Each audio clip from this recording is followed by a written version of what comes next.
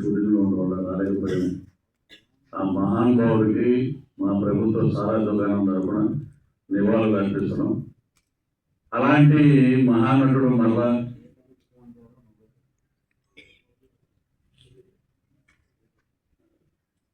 అలాగే బి సరోజాదేవి గారు, మా స్వర్గీయ నందమూరి తారక రామారావు గారితో ఎన్నో సినిమాలు హీరోయిన్గా యాక్ట్ చేశారు.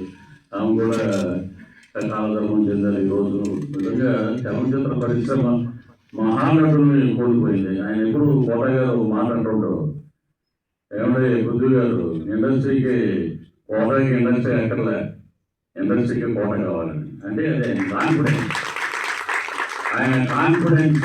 మనం ఏ క్యారెక్టర్ చేసినా దాన్ని ఒక మైలురాయి చేయాలి, దాన్ని ఎక్కడికో తీసుకెళ్ళాలని కోటన్నా లేదంటే కోట ఎప్పుడు కోటే, ఆ కోటని ఎవరు రీప్లేస్ చేయాలి. ఇక మా ఎస్విఎస్ ప్రొడక్షన్స్ తరఫున ఈ రోజున పోస్టర్ లాంచింగ్ జరిగింది. ఇక మెయిన్ ఏంటంటే ఒకటి చెప్తాం మా నరసింహన్ గారి గురించి.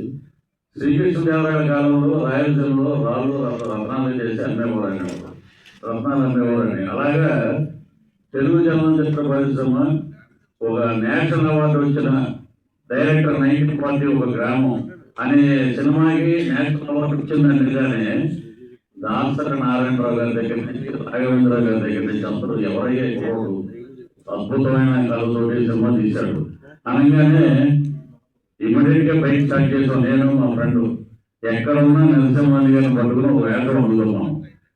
అలా